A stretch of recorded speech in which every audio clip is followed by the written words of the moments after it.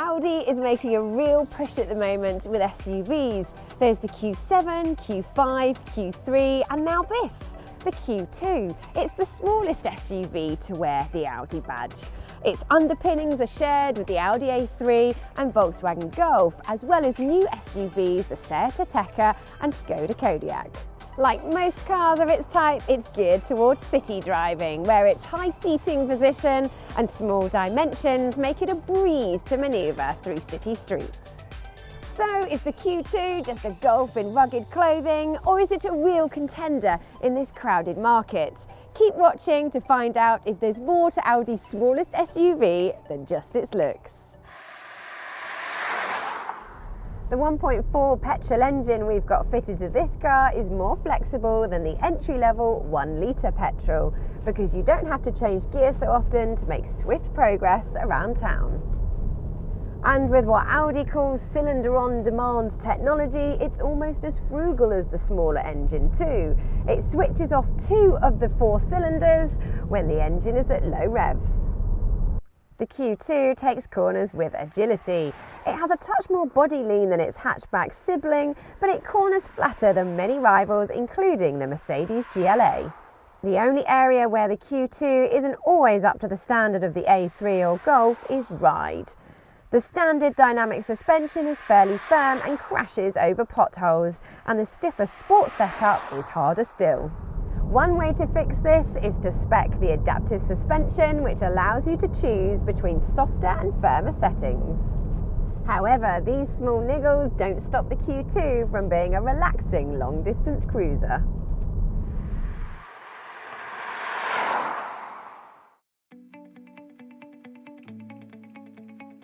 There's plenty of adjustment in the seat and steering wheel. And it's also very supportive, lines up well with the pedals, but lumbar support is not standard, you have to spec that as an extra. The Q2's lofty driving position makes forward visibility excellent. The rear is slightly hampered by the thick pillars, however, you can get parking sensors or spec a reversing camera, which does make parking a little easier. The dash is borrowed from the A3, which is a good thing because the layout works well, and these buttons operate with a precise click.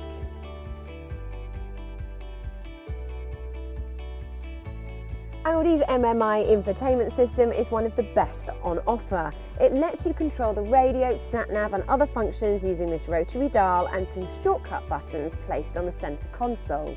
You get a 7-inch touchscreen as standard, and if you pay a little bit extra, you can upgrade to Audi's virtual cockpit, which puts items such as the sat-nav directions right in front of your eyes.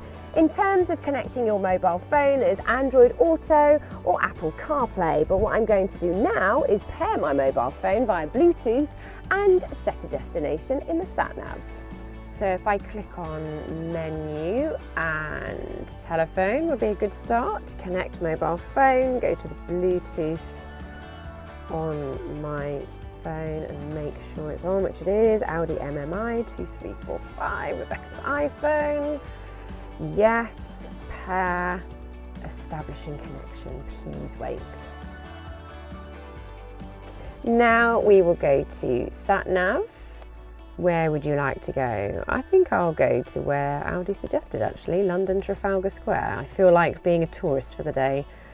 So, London...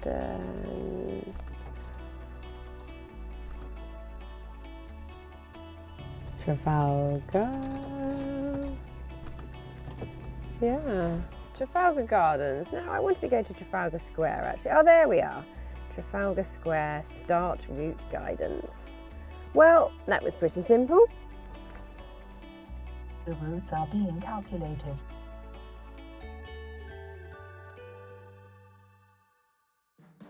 Although there's a decent amount of head and leg room in the front of the Q2, there's not an abundance of storage spaces. Admittedly, the door bins are not a bad size, but the cup holders are rather skinny, and this is also quite shallow. Rear seat space isn't as good as you'll find in a Seat Ateca or BMW X1. The rear bench is not wide enough to sit 3 side by side comfortably, And taller passengers will find their heads are brushing the roof lining and their knees are brushing the seats in front. Not me though, at 5'4½". At least the boot is bigger than an Audi A3 Sportback, and having no load lip here means it's easier to put heavier items in. On paper, the Q2 is more expensive to buy than key rivals the Seat Ateca and Nissan Qashqai. However, because there are people queuing up to buy one, residual value should be very strong, and if you buy it on PCP, which most people will, it becomes very competitive. While the 1.6 diesel is the most frugal, the 1.4 petrol is not far behind when it comes to MPGs and emissions, and will suit most people better, so that's the one we'd go for. Sport is our favourite trim because it gives you sat-nav, automatic lights and wipers and cruise control. Plus it lets you customise your Q2 with a contrasting paint colour on its rear pillars. All Q2s come with the latest safety technology, including automatic emergency braking, which stops you from inadvertently crashing into the car in front. Overall, the Q2 is an appealing all-rounder. It's a good-looking car with tidy handling and a classy interior. It may not be the last word in practicality or interior space, but if you're after a compact SUV, it should definitely be on your shortlist. For plenty more on the Audi Q2, including our full online review, head to whatcar.com and never miss another video, hit subscribe. And if you're thinking of buying a Q2,